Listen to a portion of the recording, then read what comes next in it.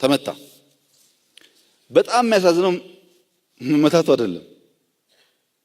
ከተመታ በኋላ ሆስፒታል ለሕክምና ሲወስዱት መታከም አትችልም ተባለ። እሺ ብለን ደግሞ እናውጣው ብለን ሄሊኮፕተር ስንልክ ሄሊኮፕተር እንዳያርፍ ማረፊያው ላይ ሰዎች ተኙበት። ይሄ በዓለም አቀፍ የጦርነት ሕግ የለም ወገኖቼ። ማንም ቢማረክ ማከም ግዴታ ነው፣ እንኳን የራስ ወገን። ኤርትራም ይሁን ራሻም ይሁን ጦርነት ገጥሞ ከተማረከ በኋላ ሰውየውን ማከም የምርኮኛ ሕግ አለ። እንኳን በገዛ ሀገሩ ላገልግል ያለ ሰው ቀርቶ ይሄ ጥሩ አይደለም፣ ጥሩ አይደለም፣ መስተካከል አለበት። አሁንም ጥያቄው ማንኛውም ተፎካካሪ ፓርቲ ክላሹን አስቀምጦ የሐሳብ ክላሽ ታጥቆ በተለይ 2-3 ፓርቲ ሆኖ አማራጭ ኃይል ሆኖ የሚታገል ከሆነ በተደጋጋሚ እንዳልኩት ኤክስትራ ድጋፍ ለማድረግ ፍላጎት አለ። ቢሮ የሚያስፈልግ ነገር ለማገዝ ፍላጎት አለ። አሁን ችግሩ ፓርቲ የለም፣ ቤተሰብ ነው ያለው።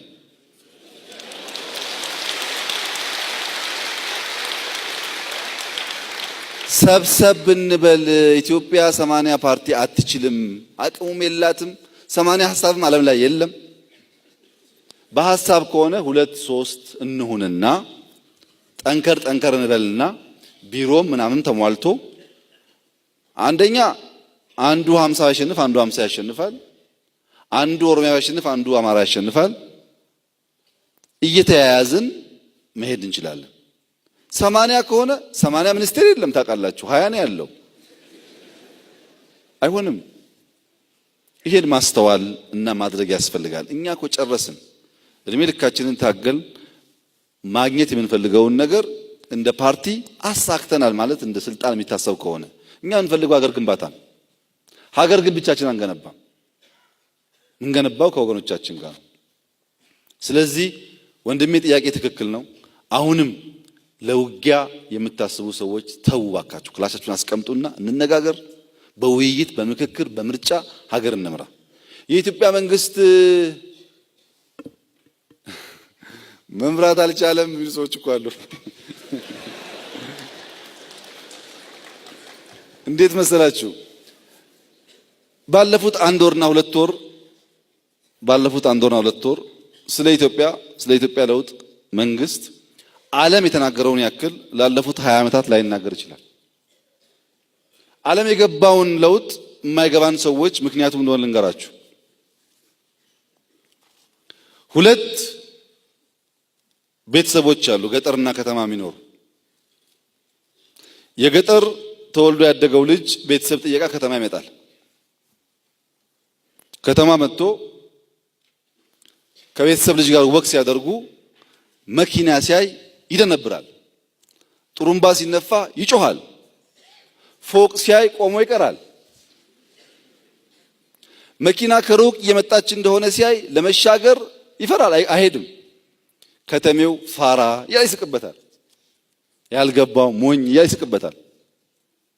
ከ1 ወር በኋላ ከተሜው ገጠር ይሄዳል።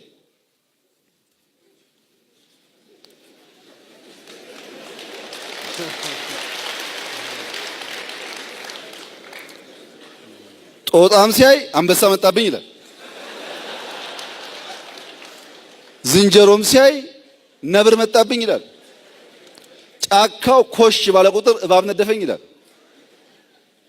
ምን አይነቱ ፈሪ መጣብኝ አለ ደግሞ ገጠሬው።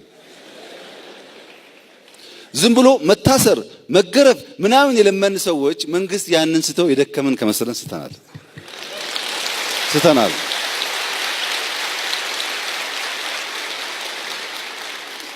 መግረፍና ማሰር ነው ያልቻልነው ስለማያስፈልገን እንጂ መንግስት መሆንማ ዓለም መሰከረ እኮ በአንድ ድምፅ።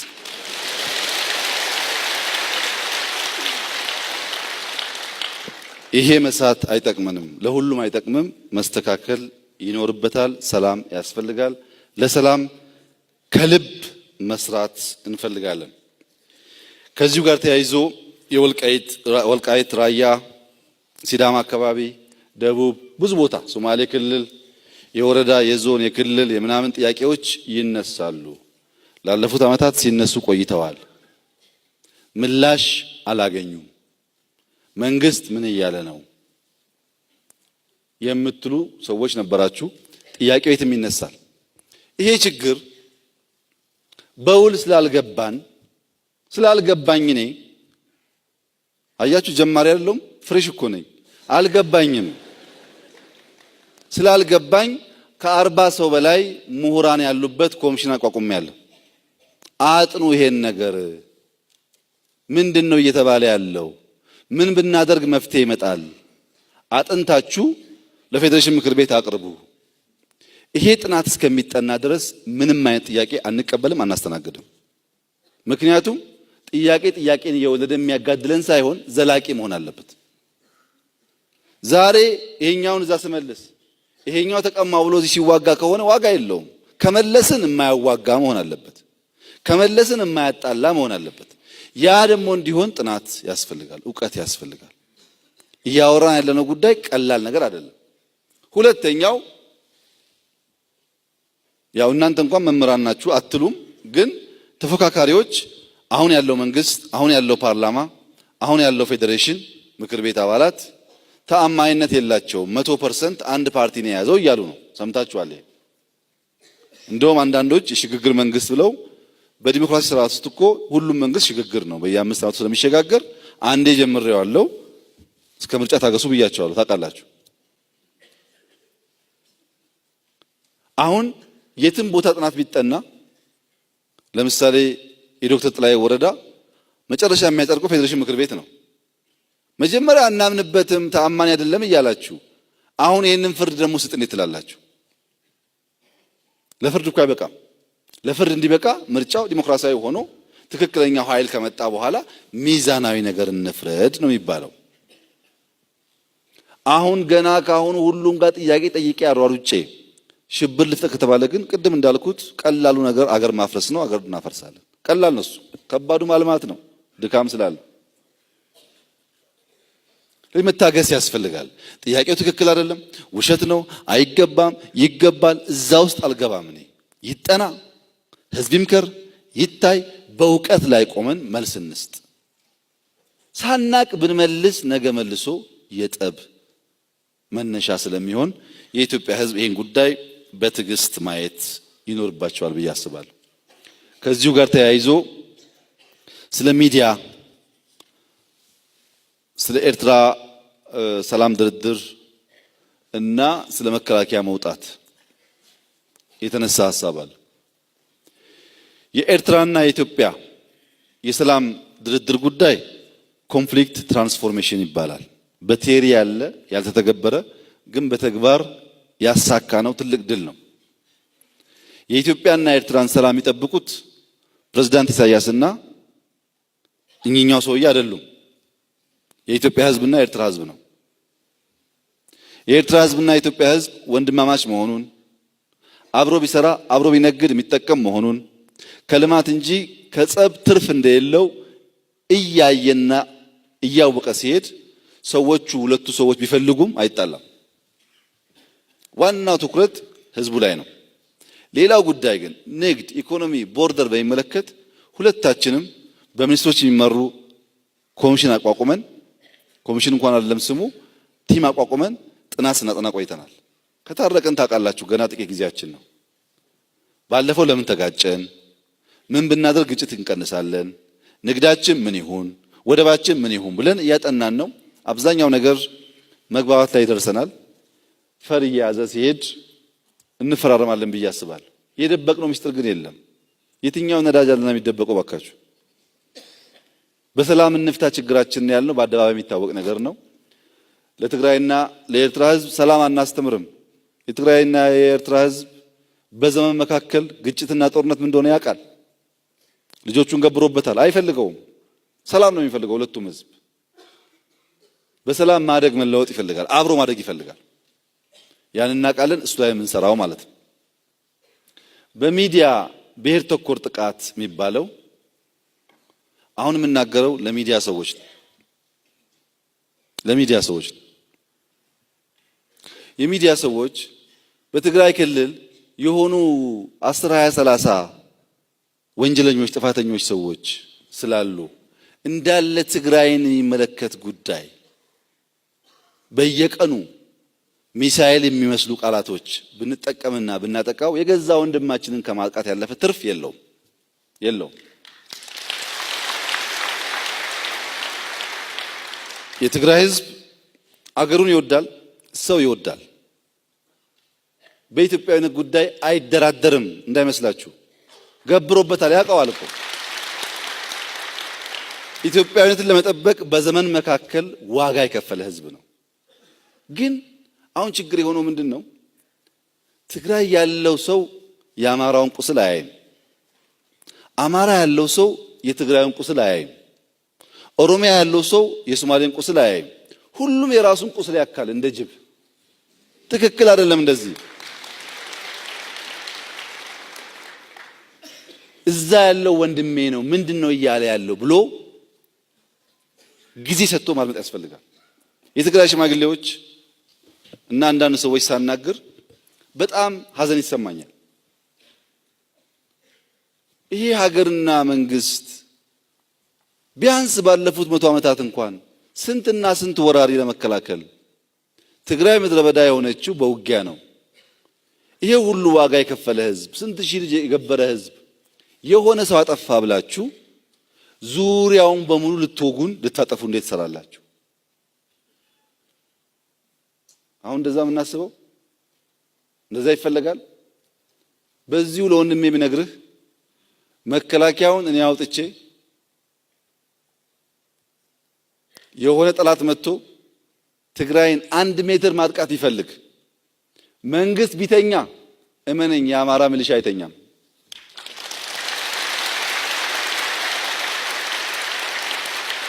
አይተኛም። ኢትዮጵያዊ በዘመናት መካከል በወገን ጥቃት ላይ ተደራድሮ አያውቅም። መከላከያ ማቆም አለማቆም ምናምን አያስፈልገውም። ጥቃት ከመጣ የትግራይ ጥቃት የኛ የሁላችን ጥቃት ነው።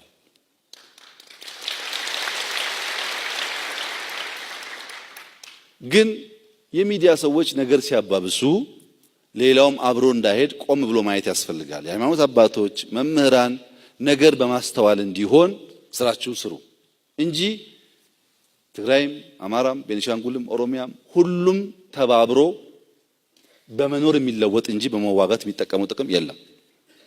2 ምሳሌ ልንገራችሁ። ዱባይ ዩናይትድ አረብ ኤሚሬት የሚባለው 1 ሚሊዮን ህዝብ ነው በቁጥር። በውስጡ ከ10 ሚሊዮን በላይ 11 የሚጠጉ ሚሊዮን ህዝቦች ከሌላ ሀገር የመጡ አሉ። የሀገሬው ሰው 1 ሚሊዮን ነው። የውጩ ሰው ከ10 ሚሊዮን በላይ ነው። 10 እጥፍ ይበልጣቸዋል ከውጭ የመጣው ሰው። ይሄ ነዋሪው ነው። በየአመቱ ግን 130 ሚሊዮን ህዝብ እየገባ ይወጣል። 1 ሚሊዮን ህዝብ 10 ሚሊዮን መሸከም ችሎ 130 ሚሊዮን እያስተናገደ ሳምንት 2 ሳምንት እያስተናገደ እየሸኘ እኛ እዚህ 10 እና 20 ኦሮሞ ወይም ትግራይ እዛ ተቀመጠ ብለን የምንገፋፋ ከሆን በቀላሉ ደንቆሮዎች ነን ማለት ነው።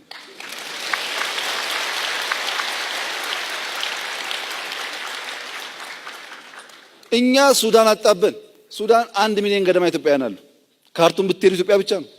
ሱዳን አጣበን፣ ጅቡቲ አጣበን። ስለ አሜሪካ ተው፣ ስለ አውሮፓ ተው። እዚህ ትናንሽ ሀገሮች አጣበን ስናበቃ የገዛ ወገንህ በኔ ክልል አይምጣ ብሎ የሚያስብ ሰው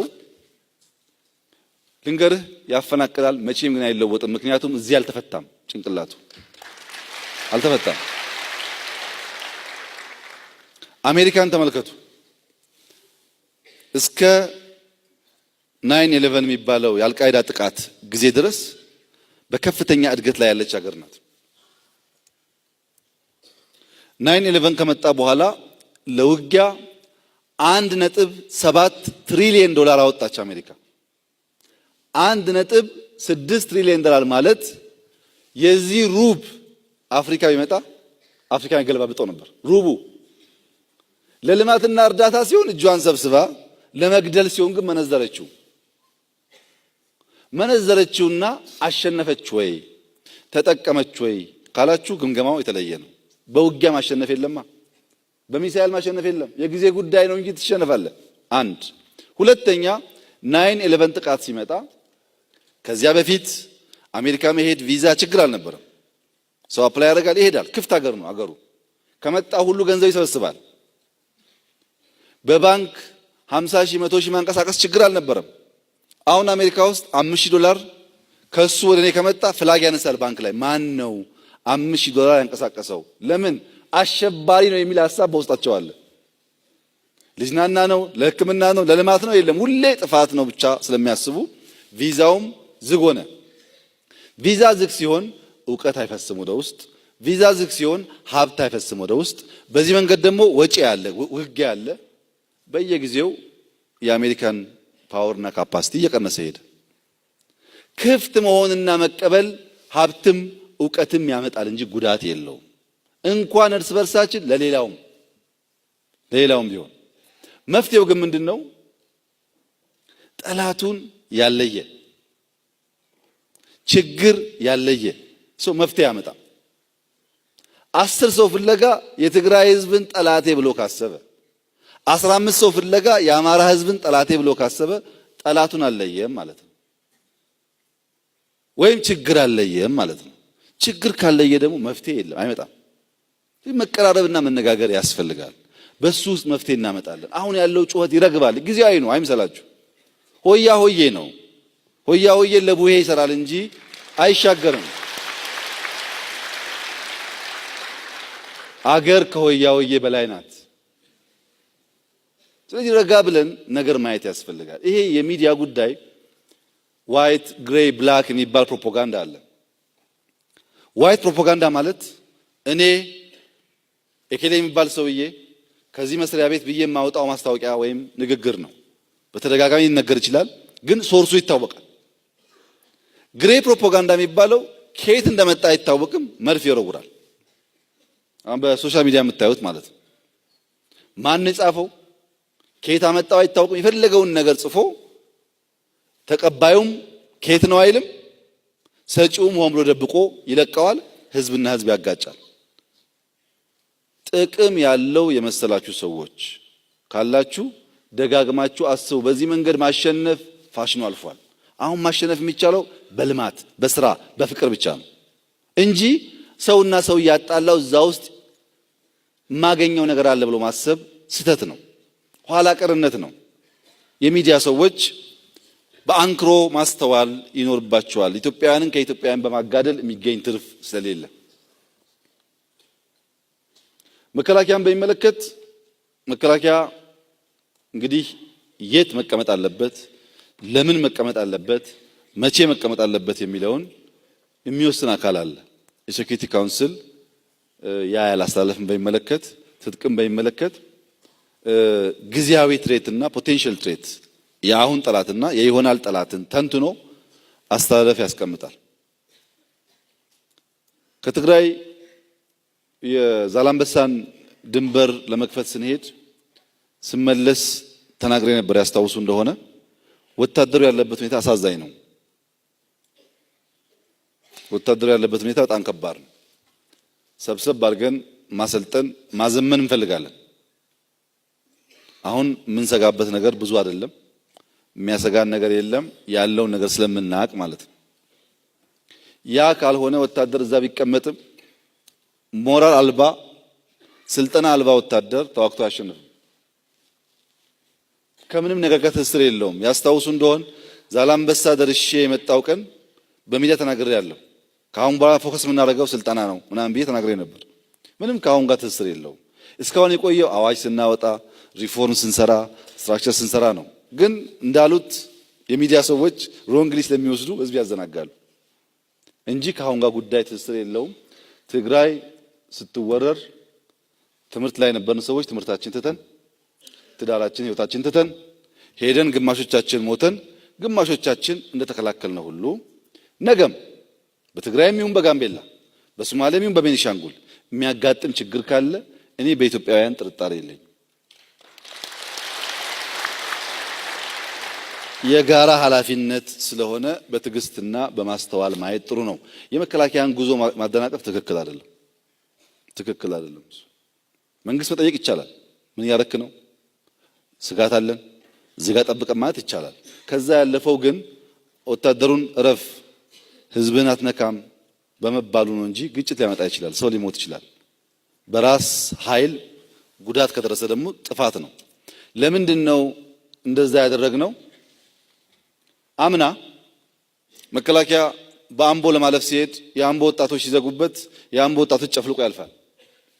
በቦረና ሲሄድ ቦረና ወጣቶች ሲቆሙበት ጨፍልቆ ያልፋል። ያም መድገም አንፈልግም። እኛ መድገም ስለማንፈልግ አትጨፈልቅም፣ ቁም፣ ህዝቡን ስማ፣ አማክርና ተነሳል።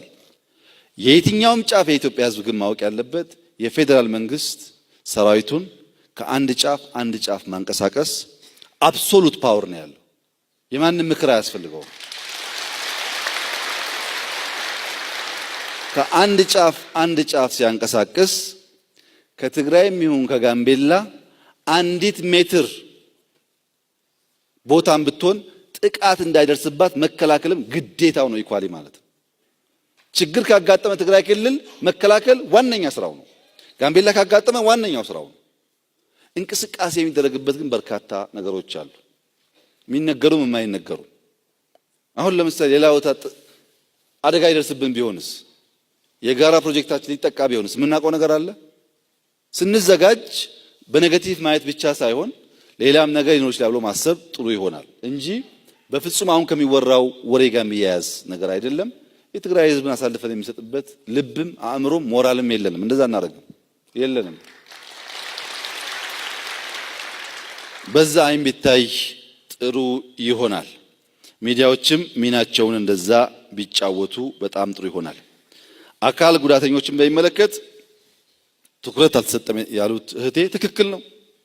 ብዙ ስራ ያስፈልጋል። በመንገዳችን በቢሮአችን ብዙ ቦታ ላይ ስራ ያስፈልጋል። ይሄም ልክ እንደ ሰላሙ የእውቀት ችግር ነው። የኛ ዜጎች መብት ያላቸው መሆኑን ካለመገንዘብ የመጣ ነው። ለነሱ የሚያስፈልገውን ነገር ማድረግ ከሁላችን ይጠበቃል። ነገር ግን በሁለት ጉዳይ ላይ ኮሜንት ማድረግ የምፈልገው ቋንቋ በሚመለከት ማንኛውንም ቋንቋ ማወቅ ጥሩ ነው። እሳቸው እንዳሉት አንድ የማይሰማን ሰው በምልክት ቋንቋ መግባት መቻል ጥቅም እንጂ ጉዳት የለውም። ያ የማይሰማ ሰው ዛሬ እዛ ቤት ሆነ እንጂ ነገ እዚህኛው ቤት ሊሆን ይችላል። ምንም የምናውቀው ነገር የለም። በየቤታችን ሊገባ ስለሚችል ማወቃችን ጥቅም ነው። ግን ቋንቋውን ባስገዳጅ እንዲያርጉ እንደዛ አታርጉ እንደ መንግስት አይባልም። ለማወቅ እንሞክር እናመቻች የሚለው ሐሳብ ጥሩ ይሆናል። ሁለተኛው የሰበታን በሚመለከት ቁጥራቸውን በትክክል አላቅም። ምናልባት ግን 1000 2000 ሊሆኑ ይችላሉ ብዬ አስባለሁ። ተማሪዎቹ ይሆናሉ። ቁጥራቸውን ያውቃሉ?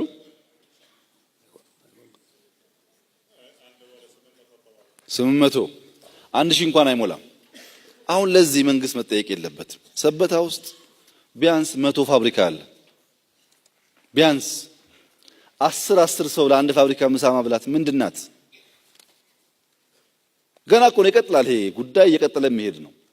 ከመምህራንም የሚያበላ ከከንቲባም የሚያበላ ከፋብሪካ ባለቤትም የሚያበላ ካልተፈጠረ በስተቀር አሜሪካም በመንግስት ብቻ የተጎዱ ሰዎች ምግብም መጠለያም አያገኙም። ኢትዮጵያም አያገኙም። ዛሬም አያገኙም፣ ነገም አያገኙም። ዛሬ አሜሪካ ውስጥ ሆምለስ የሚባልና በፉድ ስታፍ በእርዳታ የሚኖር 50 ሚሊዮን የሚጠጋ ሰው አለ። ዛሬ ከዓለም አንደኛ የምትባል ሀገር ውስጥ ግን ሀብታሞች ያግዛሉ። አንዴ ሳን ፍራንሲስኮ የሚባል ሀገር የገጠመኝ በጣም የሚደንቅ ነገር፣ አንድ ሰው ምግብ ሊበላ ሆቴል መጣ። ምንም ገንዘብ የለውም፣ ልመና ማለት ነው። ገንዘብ የለኝም ምግብ አብሉኝ ብሎ መጣ። ከመጣ በኋላ የተነካካ ምግብ፣ ንጹህ ምግብ ነው ግን የተጀመረ ምግብ ሰጡት። አንድ ሰው ጀምሮ እምብዛም አልበላውም። በእኛ ሀገር አንድ ጉርሻ ብላችሁ አስቡት። ሰውየው ከሰሰ፣ ትራፊ ሰጡኝ ብሎ። ለማኝም ቢሆን ምግብ ሰጠዋለኝ፣ ትራፊ ሰጠውም። ይሄ እድገት ነው። እዚህ ደግሞ ሰበታ ውስጥ ስንትና ስንት ሆቴል ነው ምግብ የሚደፋው በቀን። ይሄ መንግስት ጋር መድረስ አይገባውም። ባህር ዳርም ጎንደርም መቀሌም ችግርተኞች አሉ። በየቦታው እያገዝን መሄድ ጥሩ ነው። አሁንም በፈርስት ሌዲ ኦፊስ አካል ጉዳተኞች ለማገዝ በርካታ ዊልቸሮች አምጥተው ሲያግዙ ነበር። ታውቃላችሁ ብዬ አስባለሁ። እዛ አካባቢ ትኩረት ያስፈልጋል፣ ግን ሁሉም ሰው ያርገው። ሁሉም ዜጋ ካላደረገው በስተቀረ በመንግስት ብቻ ከሆነ አይሆንም። የመምህራን የመምህራን ኮሌጅ ማደሪያ ስለቀረ ሴቶች እየወለዱ የሚለው ሐሳብ ያው የመምህራን ማህበር ተጠሪ ስለሆኑ የብዙዎች ጥያቄም ስለሆነ ይመስለኛል በዚያ ደረጃ ያነሱት። ግን ሐሳቡ ትክክል አይደለም። ምክንያቱም እርግዝና ያለው ከግቢ ውጭ ስንከራይ ብቻ አይደለም። እርግዝና የትም ቦታ አለ። አሁን ጉዳዩ መሆን ያለበት ብሩ በቂ አይደለም፣ ውጭ መኖር የለባቸውም፣ እንዳይቸገሩ ይታገዙ ነው እንጂ ለማርገዝ አስባ የወጣችን ልጅ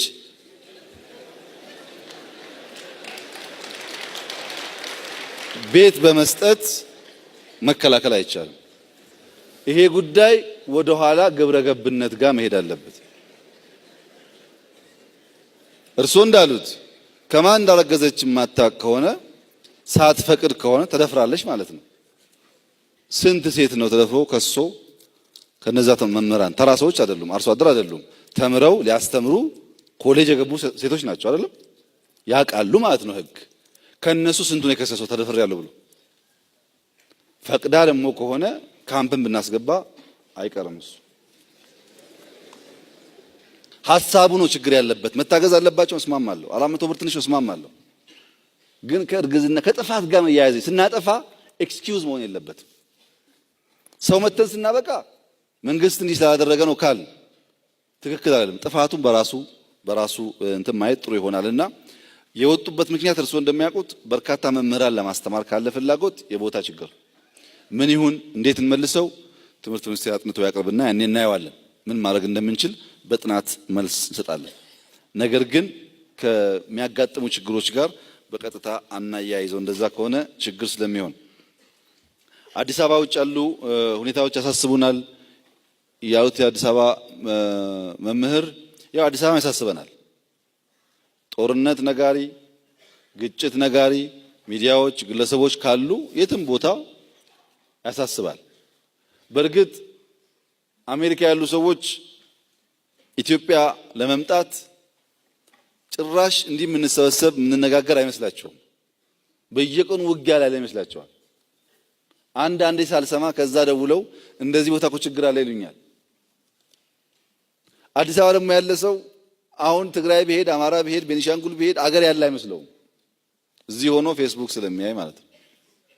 ችግር አለ፣ ሊፈታ ይገባዋል። ችግሩ ግን እኛ በምንሰማበት ማግኒቲዩድ ልክ አይደለም። ሁላችሁም ማወቅ ያለባችሁ ከ9 ወርና 10 ወር በፊት ኢትዮጵያ ስቴት ኮላፕስን ለማየት ጥቂት ነው የቀራት፣ በኢኮኖሚም በሁሉም ነገር። አሁን እንደዛ አይነት ስጋት የለንም። ችግሮች አሉ፣ ሊፈቱ ይገባል። የሚፈናቀል አለ፣ እውነት ነው፣ መቆም አለበት። ስጋቱ ግን በዛ ልክ አይደለም። ችግር የሆነው ፋሽን መሆኑ ነው። ሰው ልማት ፋሽን ይሆናል ሲባል አሁን ፋሽን የሆነው ግጭት ነው። ቤንች ማጂ ሲባል ሰው እዛ ሲያረጋጋ ደግሞ ሶዶ ጋር ይነሳል። ሶዶ ሲረጋጋ አርባ ምንጭ ይነሳል። መልካም ነገር ነው የምንማማረው እንጂ እንዴት እንደዚህ መጋጨት ከአንዱ አንዱ እየተማረ ይቀጥላል? ትክክል አይደለም። እንደሱስ እንደ ልማድ እንደ ፋሽን ሆኖ በርካታ ቦታ ስለሚያጋጥም ቢቀር፣ በተለይ ዩኒቨርሲቲ አካባቢ ቢቀር ጥሩ ይሆናል። ይሄ እንዲሆን ብንሰራ ቃና በሚመለከት አጠቃላይ ሚዲያ በሚመለከት ያው ህግ የሄት ስፒች እና ከካልቸር ጋር የሚቃረኑ ነገሮች ህግ የተዘጋጀ ነው። የብሮድካስት ባለስልጣን ይሄን ጉዳይ አጥንቶ ምላሽ መስጠት ይኖርበታል። ቃና ብቻ ግን አይደለም። ሚዲያዎቻችን በጥቅሉ በህግ የሚመሩ አይደሉም። ለምሳሌ ፍሪደም ኦፍ ስፒች እንዲከበረት የሚፈልግ ሰው እኔም መሳደብ መብት ይመስለዋል። እኔም መሳደብ መብት አይደለም። እኔ ስሰደብ ፍርድ ቤት ሂጄ ሰዳይም ብዬ ማሳሰር እችላለሁ። ይሄን ሐሳብ ነው መቃወም የሚቻለው እንጂ እኔን እንደ ሰው እየሰደበኝ መንግስት የሚቃወም ይመስለው ሰው አለ። ይሄ ስህተት ነው። እኔ ያለ መሰደብ መብት አለኛ። እሱ የመሳደብ መብት የለውም። እኔ ግን ያለ መሰደብ መብት አለኝ። ፖለቲካሊ ሐሳቤ በሚመለከት ችግር የለም። ስብዕናዬን በሚመለከት ግን ተገቢ አይደለም። ከዛ ይጀምራል ሚዲያ ላይ ያለው ችግር። አያችሁ ታፍኖ የቆየ ቤት ስለሆነ ከፈት ሲደረግ ክርፋታው በጣም ብዙ ነው። ግን ትንሽ ታግሰን ደግሞ ካልሄድን ተሰደብን ብለን ከጮህን እንዲያደረጋችሁ ከጮህን ደግሞ መልሰን ሚዲያውን ስለምንዘጋው እንደዛ እንዳያጋጥነው በድምሩ ግን በጥናት ቢታይ ጥሩ ነው። ከመምህራን ግብዓት ጋር በስፋት ስላየው ነው እያለፍኩ ያለሁት። የእርከን የመምህራን ጥቅማጥቅም ኬሪየር በሚመለከት ሮድማፕ ላይ በግልጽ ተቀምጧል። ተጠንቶ ሮድማፕ አስቀምጦት ኮሚሽን ተጠንቶ ሊጸድቅ ካቢኔ ቀርቧል። አሁን የእናንተን ኬሪየር ጉዳይ የእናንተን እድገት ጉዳይ የሚመለከት በሮድማፕ ላይ በግልጽ የታየ ጉዳይ ነው። ተወያይታችሁበታል። ሲሆን ማለት የነበረባችሁ ሮድማፑ ችግሩን ለይቶታል፣ በፍጥነት መፍትሄ ያምጡልን ነው እንጂ የተሰራውን ስራ እንደሱ አይደለም። አውቀነዋል ችግሩም ማለት አውቀን ኮሚሽን እያቋቋሙ ነው ያሉት። በዚያ መልስ እያገኘ ይሄዳል ብዬ አስባለሁ። የሀገርኛ ቋንቋን በሚመለከት ትክክል ነው። እንግዲህ የእሱም የደህንነት ችግር ነው። ቻይና በቻይንኛ ተምራ ነው በዓለም ሁለተኛ የሆነችው። አሜሪካ በእንግሊዝኛ ተምራ ነው በዓለም አንደኛ የሆነችው። እኛ የውጭ ቋንቋ ያስፈልገናል፣ ግን ለሀገር ቋንቋ የምንሰጣቸው ቦታና ክብር በጣም ፍተሻ ይፈልጋል። በብዙ መልኩ እናንተ ያላችሁት በትምህርት ቤት ነው። በዛ ብቻ አይደለም። በመንግስታት የሚያሳፍር ነገር አለ። አንድ ሰው ለምሳሌ ሶማሌ ክልል ሄጄ ነኝ ሶማሌ ሀገር ሄጄ ሶማሊያ የሶማሌው መሪ ቋንቋ አላቸው፣ እኔም ቋንቋ አለኝ እና በሶማሌኛ ለብቻችን ስንሆን በእንግሊዘኛ አውርተውኝ ሚዲያ ሲያዩ በሶማሌኛ ያወራሉ። እኔ ግን በእንግሊዘኛ እንዳወራ ይጠብቁኛል፣ ቋንቋ እንደሌለው ሰው ማለት ነው። እና በጣም የሚገርማችሁ እኛም ጋር ህግ ስለሌለ እናደርገዋለን፣ ግን ስህተት ነው። እኛም ቋንቋ እኛ ያላከበርነውን ቋንቋ ማንም አያከብርልንም። ደግሞ ያኛውን ችለን ቢሆን ጥሩ ነው። በማንችለው የምንቸገረው የምንችለው እያለ ይሄ ልምምድ ህግ ያስፈልገዋል፣ ስርዓት ያስፈልገዋል። የት መቼ የሚል ጉዳይ ተራ መግባባት ብቻ አይደለም፣ ከዛ ያልፋል ነገሩ። የሀገር ክብር ጉዳይ ስለሆነ በትምህርት ቤትም በመንግስትም ማየት ያስፈልጋል። ትክክለኛ ሐሳብ ነው ቢታይ። የቦረና ሰላም ቅድም ከወለጋ ጋር ካየሁት ይታያል። የውሸት ትምህርት ማስረጃ በትምህርት ብቻ ሳይሆን በመንግስት ቤትም ከፍተኛው ችግር እሱ ነው። እሱም መታየት አለበት። ቆላማ አካባቢና ሲኦሲን በሚመለከት ቅድም ባነሳሁት ቢታይ ይሻላል፣ በዛ ቢታይ ይሻላል። ትምህርት የፖለቲካ መናኸሪያ ሆኗል፣ የፖለቲካ ሴንተር ሆኗል የሚል ጥያቄ ያነሱ መምህር ነበሩ። መስጊድስ ቸርችስ የት ነው ያልሆነው? ኩሽናስ ጫት ቤትስ? ፕሮፌሽናሊዝም የሚባል ነገር እኮ የለም። በሄዳችሁበት ሁሉም ተንታኝ ነው። የአማርኛ መምህሩም የፖለቲካ መምህሩም የፊዚክስ መምህሩም ሁሉም አንድ ሙያ ስለያዘ ሁሉም ፖለቲከኛ ስለሆነ ሌሎች ሙያዎች ችግር ውስጥ ገብተዋል። መስጊዶች ሃይማኖታቸውን ማስተማር፣ ሰላም ማስተማር፣ ቸርቾች እንደዚያ ማድረግ፣ ሆስፒታሎች ማከም፣ ትምህርት ቤት ማስተማር። ትምህርት ቤት እንኳን ፖለቲካም እንደ ክርክር ቢነሳ በሀሳብ ደረጃ ከሆነ ችግር የለውም መለማመጃ ስለሆነ። ሌላ ቦታ ግን ቤት ተመልከቱ እስኪ። ባልና ሚስት ስለ ፖለቲካ ሲያወሩ ሰራተኛ ምግብ አቅርባ አትሄድም እኮ። እረ እንደዛ አለን ፌስቡክ ላይ ያየሁት አትልም? ነገሩ ፈር እየለቀቀ ነው። እኛ ፖለቲካ ሃይማኖት ሊሆን አይችልም። ፖለቲካ አጠቃላይ ህይወት ሊሆን አይችልም። ባለቤት ያስፈልገዋል። ሁሉም ስራውን ካልሰራ በስተቀረ አላዋቂ ምናምን እንደሚባለው ስለሚሆን ችግር ያመጣል እሱ።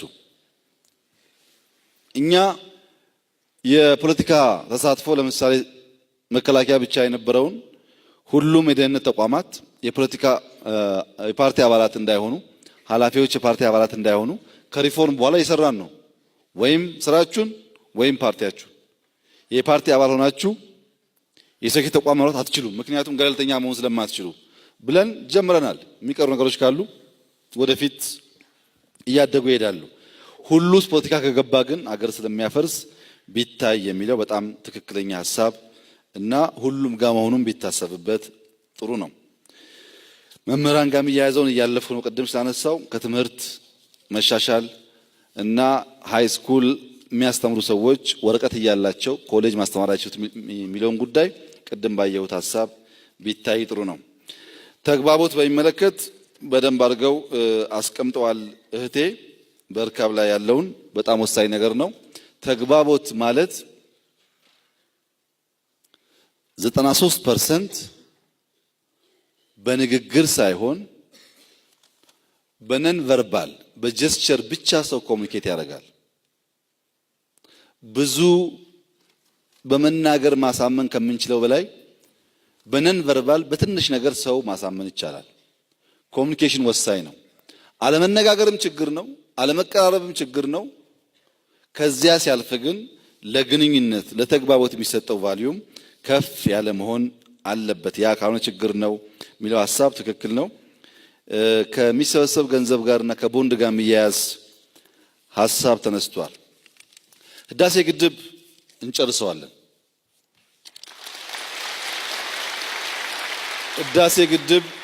ህዳሴን ግድብ የምንጨርሰው ልጆቻችንን መጀመር ብቻ ሳይሆን መጨረስ እንደምንችልም እንዲያውቁ ስለምንፈልግ ህዳሴ ግድብ ካላለቀ እያንዳንዳችን ከሽፈናል ማለት ነው። ልጆቻችን ትልቅ ነገር ማሰብ አይችሉም ማለት ነው።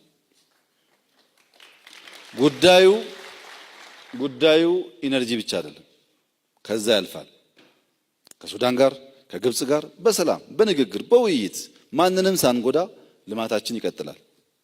ገንዘብ በሚመለከት አንዳንድ ነገር ሰማለሁ።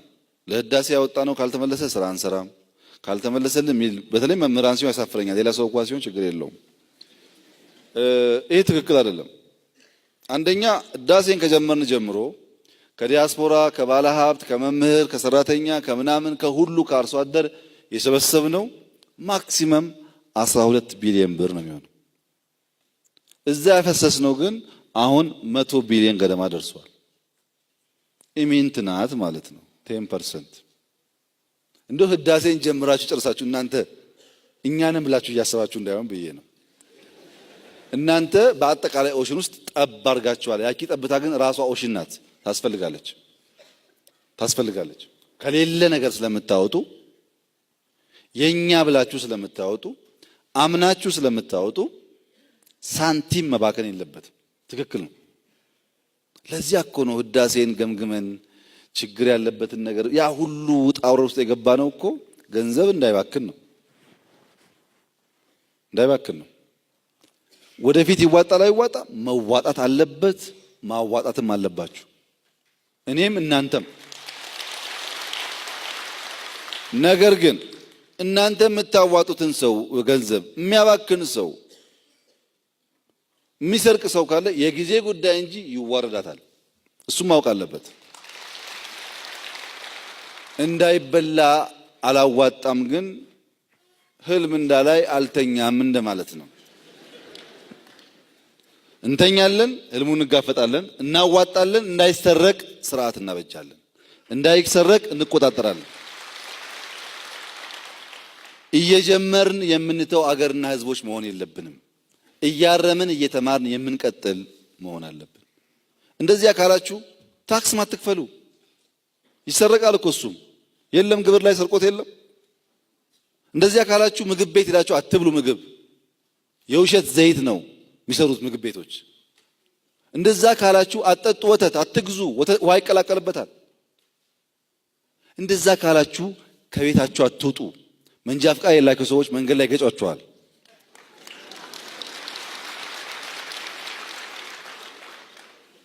ሆቴል ከፍለን ስንበላ ችግር እንዳለ እናውቃለን። ያደረ ወጥ እንደሚያቀርቡ እናውቃለን። ግን ሪስኩን እንጋፈጣለን። በመንገድ ወቅት ስናደርግ ልንገጭ እንደምንችል እናውቃለን። በአየር ስንሳፈር እንደሚከሰከስ እናውቃለን። እናርማለን እንጂ ችግሩን ፈርተን የጀመርነውን አናቆምም ብሎ ማመን ማስተማር ያለበት መምህር ነው። በመምህር ያለንን ኮንፊደንስ ቅድም ገልጬላችኋለሁ። በትንሽ ነገር ሸብረክ ማለት አይቻልም። ቻይናዎች አንድ አባባል አላቸው። የለውጥ ንፋስ ሲነፍስ ሞኞች ግንብ መስራት ይጀምራሉ፣ ብልሆች ግን የንፋስ ወፍጮ ይገነባሉ ይላሉ። ትንሽዬ ነገር ስትታይ ቶሎ በቃ የሚል በፍራቻ የተሞላ ነገር የሞኝነት ጉዳይ ነው። እኛ ብልሆች ነን። ቀዳዳ ስናይ ህዳሴ ተሰርቆ እንደሆነ የእናንተ መዋቅር ተሰርቆ እንደሆነ ሌላም ነገር እንዳይሰረቅ መማሪያ አድርገን እንፈትሽበታለን እንጂ በዚያ አናቆምም። ካቆምንም ውድቀት ነው የሚሆነው። እንደዚያ እንዳይሆን ሁላችሁም ማየት ጥሩ ይሆናል። ቴክኒክ ትምህርት ጋር ተያይዞ የተነሳው ሐሳብ እንዳላችሁት ነው።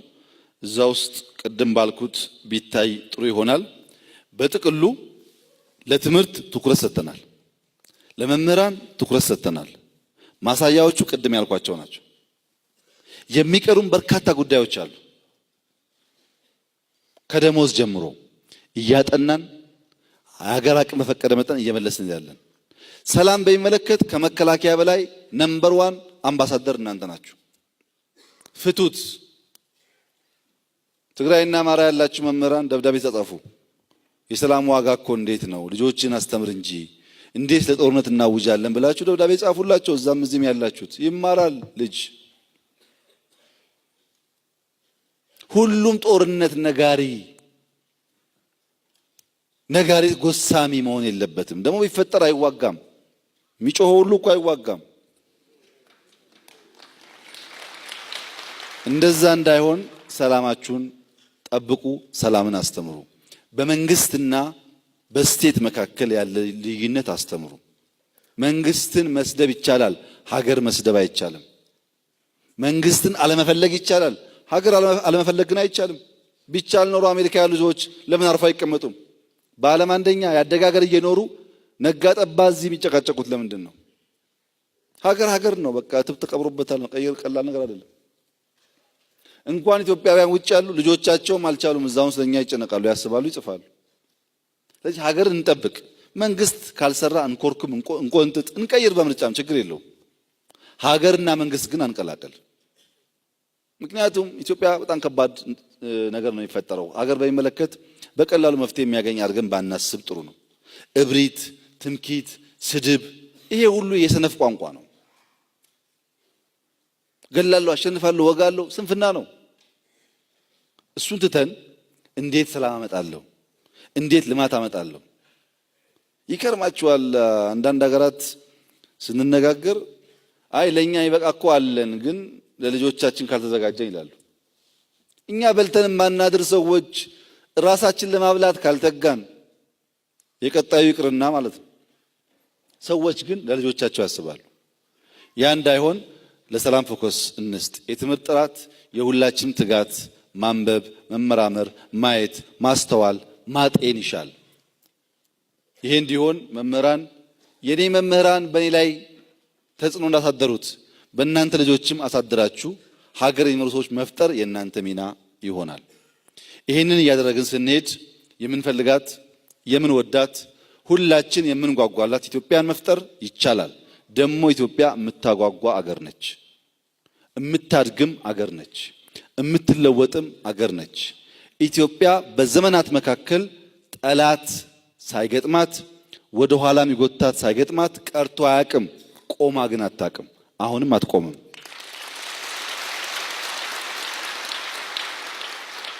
አትቆምም። ታድጋለች፣ ትለወጣለች፣ ለሌሎች ትተርፋለች፣ እንደተባለላትም ትሆናለች። ምንም ጥርጥር የለውም።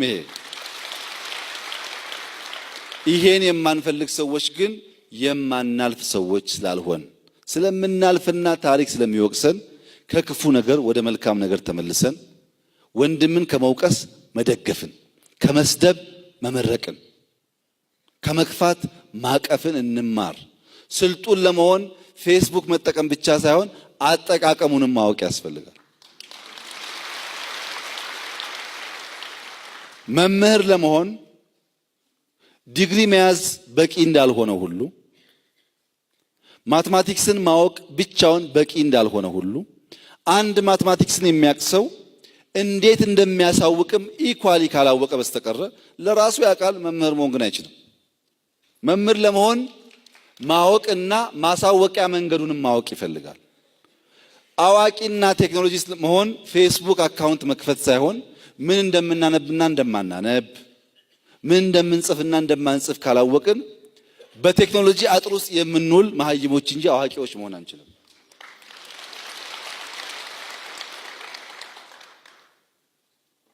ሁላችሁም ታውቃላችሁ፣ ቀኑን ሙሉ የውጊያ ፊልም እያየ የሚውል ሰው ማታ የሚያልመው ውጊያ ነው።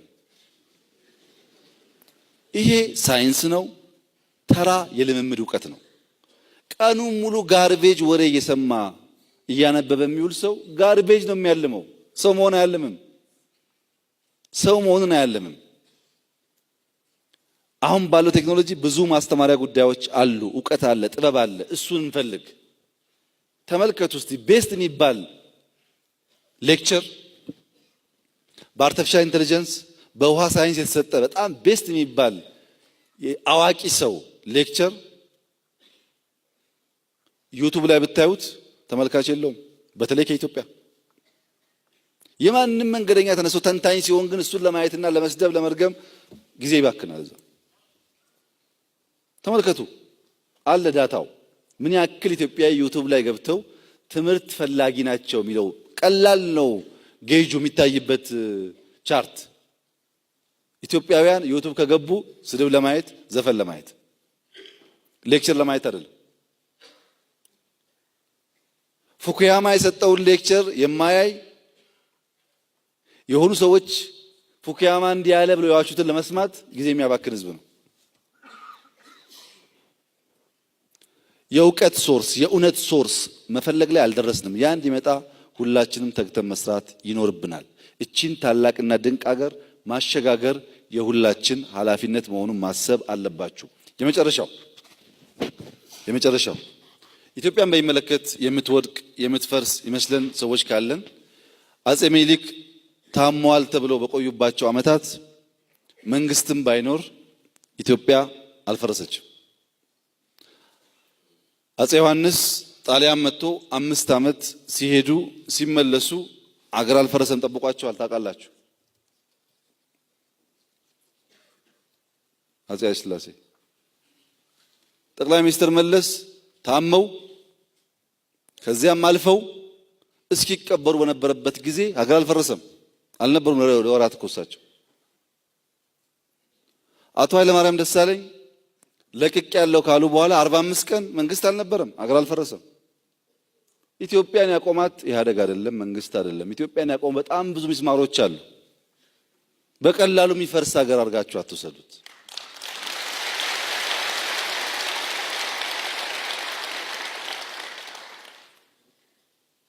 አንዳንዱ አሁን ተነስቶ ኢትዮጵያን መበተን የሚችል ይመስለዋል።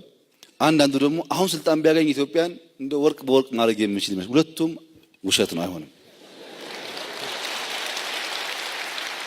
በአንዴም አይፈርስም፣ በአንዴም አይገነባም። ያደክማል፣ ጊዜ ይወስዳል። እንደ ወንድማማች እንደ አንድ ሀገር ህዝቦች እንተያይ። ብሔራችን፣ ቋንቋችን፣ ሃይማኖታችን፣ ጾታችን ጌጥ ፈርጥ የሚያቀራርብ እንጂ የሚያጣላ የሚያጋድል እንዳይሆን ለፖለቲካ ነጋዴዎች ጆሮ ሰጥተን ህዝብና ህዝብ አጋጭተን አገር እንዳናፈርስ ሁላችንም በአስተውሎት ስራችንን እንስራ ማለት እፈልጋለሁ። አመሰግናለሁ።